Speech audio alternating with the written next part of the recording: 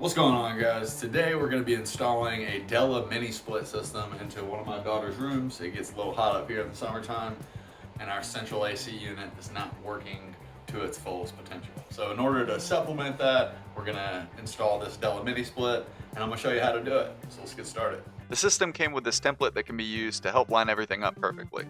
Start by hanging one side of the template up with a piece of tape and then grab your level out the template, and attach another piece of tape to the other side to secure the template in place. Once your template is secured to the wall, drill some holes into the walls in the location indicated by the template. In addition to the holes for the bracket, you'll also want to drill a hole at the center of the circle where your lines will run. This template has two circles shown. My unit's lines are attached to the right side of the unit, so naturally I use the right circle, but this might vary for you depending on how your unit is set up. And for now, we just need a center hole to mark the location. We'll drill the actual hole later. Now that the holes are drilled, we're going to place drywall anchors into the holes. I was able to center the bracket holes on a stud, but using these anchors will help provide some extra support. Take the bracket and line it up with the holes that we screwed into the walls, then start putting the screws into their respective holes. With the bracket secured, it's time to drill the holes for the lines. Grab your hole saw, line it up with the center of the hole that we drilled earlier, and let it rip. I used a 2.5 inch hole saw here, which is the size shown on the template. It made for a pretty tight fit, so you might want to use a 3 inch instead, but it's up to you. In most cases, you're going to want to complete this hole by drilling in from the outside of the house. In order to know where we want to drill, we're going to mark a spot by drilling a smaller hole using just a standard drill bit. When doing this, it's important to aim down slightly to give a downward angle to the hole. This will allow the moisture from the inside of the unit to drain properly to the outside of the house. Now, go to the outside of the house, find the hole, and using your hole saw, complete the hole that you started from the inside of the house. Next, we'll move on to wiring up the inside unit and preparing it to be hung on the wall. The power cable runs through the back of the unit and is then accessible from the front right underneath the plastic panel. There you will see a few screws labeled with L1, L2, S, and ground. Each of the wires within the power cable are also labeled in the same way, making it very straightforward to connect. Loosen the screws, place the end of each wire under the appropriate screws, and tighten the screws back down. It's pretty simple. It should be noted that there is a bracket that the power cable will be tucked under to help secure the cable and ensure that it doesn't get pulled on the connections that you've already made to the unit. Once you've done all that, you can reattach the cover panel. The only thing left to do before hanging the inside unit is to bend the lines to be perpendicular to the unit. Make sure you do this slowly to avoid kinks in the lines. I also added a 2-inch PVC pipe around the lines to make sure that the lines don't sweat inside my walls and cause damage to them. While this is an optional step, I would personally recommend doing it. PVC is pretty inexpensive and pales in comparison to the cost of having to rip up and reinstall your drywall. 2-inch PVC has an outside diameter of a little under 2.5 inches, which will fit pretty well in the hole that I drilled. If you ended up drilling a 3-inch hole, you'll probably want to go with 2.5-inch PVC. It's time to hang the inside unit to the wall. Start by feeding the power line into the hole that you drilled earlier. Once you run out of slack, start feeding the other lines into that wall as well. You'll need to be careful here again to make sure that you don't bend the lines in a way that would cause a kink. It's a good idea to try to orient these lines in a way where the drain line is on the bottom. This again will ensure that the unit drains properly. Once the unit gets close enough to the wall, you can secure the unit to the wall by setting the back part of it onto the top notches on the bracket. Once those are in place, you can press down on the front of the unit, and then you'll hear a click indicating that the unit is locked in place.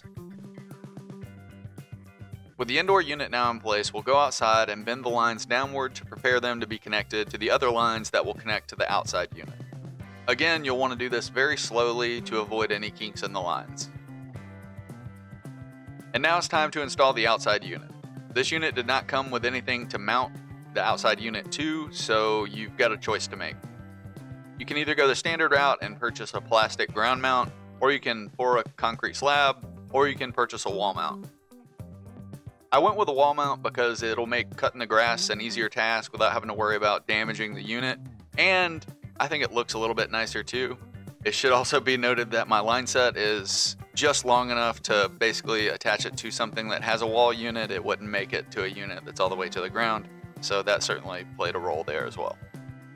With the wall mount, you'll want to start by tracing spots to drill your holes, and once you drill your holes, you'll put in the anchors and secure the main bracket to the wall, and then you'll assemble the rest of the mount using the instructions provided by the mount. Once you've got your mount in place, you can go ahead and place the outside unit onto the bracket and secure it using the hardware that was provided. I didn't get this part on camera, but it comes with rubber feet which will help keep it in place. Be sure to use those as well. Now that the outside unit is mounted, it's time to connect the copper lines to the existing lines coming from the inside unit. First, you'll need to unwind the lines. Dead horses and whatnot, but take your time and be careful to not kink the lines while you do this. Before you connect the lines, you'll have to remove two caps that are attached to the lines coming from the inside unit. These lines are pressurized with nitrogen, and this pressure will be released when you remove the caps. Just a warning, just in case you think you broke something. With the caps off, you can connect the line sets to each other. Note that when you do this, you'll want to use 2 wrenches, one on each line set, to ensure that the torque from tightening it doesn't twist the lines themselves. Then we'll repeat the connection process on the other end of the lines to the outside unit. You'll likely have to bend the lines a bit, so again, just be careful. You'll notice each of these lines are different sizes. The smaller line connects to the high pressure valve, and the larger line connects to the low pressure valve. On my unit, the high pressure is on the bottom and the low pressure is on the top, but that may vary from unit to unit. The next step is connecting the power line from the inside unit to the outside unit. Just like the inside unit, the outside unit has a cover panel that can be removed to access the connections. The panel comes with rubber gaskets to run the lines through. This helps protect the lines themselves from being cut by the metal on the unit, and it also helps keep water out. These connections on the outside unit also have labels with L1, L2, S, and ground. Loosen the screws, put the ends of the wires on their respective connections, and tighten the screws back down. Now you'll need to connect power from your breaker box to the outside unit. Unless you're running wire from a pre-existing connection with plenty of amperage to cover the unit, you'll need to install a new breaker onto your breaker box. I used a 20 amp breaker and ran 12-2 wire from the breaker to the outdoor unit. If you don't feel comfortable messing with electricity, you should call an electrician. Electricity is dangerous and can be lethal. Don't be stupid. After installing the breaker and running the wire, I installed the outside cutoff next to the outside unit as per the code in my jurisdiction. Then I ran a wire from the outside cutoff to the outdoor unit. 12-2 wire has 3 separate lines, typically black, white, and bare copper. The black and white wires will be put into the L1 and L2 slots within the outside unit. The bare copper wire will be put onto the ground screw beside the other connections. There's no signal wire from the breaker, so that slot will be left empty. With the electricity hooked up, there's only a few more steps left. First on the remaining list is to evacuate the line set. To do this, you'll need a vacuum pump like this one. I picked this one up from Harbor Freight for about $125. You'll also need a pressure gauge like this one that I also got at Harbor Freight for about $70. You will also need a 5/16 connection adapter to connect the hose to the service port. I got this one on Amazon for about $15. Attach the blue hose from the pressure gauge to the low pressure service port on the outside unit using the connection adapter, and connect the yellow hose from the pressure gauge to the vacuum pump. Now ensure that the low pressure valve on the pressure gauge is closed and turn on the vacuum pump. With the vacuum pump on, open the low pressure valve on the pressure gauge. The goal here is to get the pressure valve to read -30 and hold that pressure. Let the vacuum pump run for about 25 to 30 minutes. After that time, close the low pressure valve on the pressure gauge, and then you can turn off the vacuum pump. Allow the system to sit for another 15 to 20 minutes and check the pressure gauge. If the pressure holds at -30, you're good to move forward. If it does not hold, you can try to repeat this process, but it's likely that you have a leak somewhere in your line set. Once you've confirmed that the pressure is holding steady in the line set, it's time to release the refrigerant into the lines, but we're going to be extra cautious. Using an Allen wrench, open the low pressure valve on the outside unit, but only turn it a quarter turn for 5 seconds, and then close the valve again. Now you're going to check for leaks at your connection points on your line set. You can do this by spraying soapy water or a leak detection liquid around the connection points. If you see bubbles forming, not just from the soap, but from air coming from the lines, you should be able to tell the difference. You have a leak at your connections and you'll need to undo and reconnect the lines at the point of the leak, evacuate the line set again, release another small amount of refrigerant, and look for leaks again.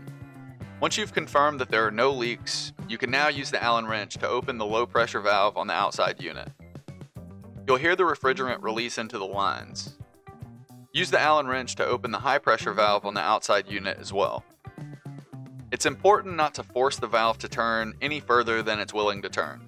Once you start to feel resistance, just stop opening the valves. With the refrigerant in the lines, it's time to test it out. Turn the breaker to the unit on. If you're close enough to the indoor unit and everything is wired up properly, you'll hear a beep shortly after the breaker is turned on. Using the controller provided with the unit, turn the unit on, set a temperature, and check to see how it feels. All right, and here we are, moment of truth. Got the indoor unit set at a very nice temperature.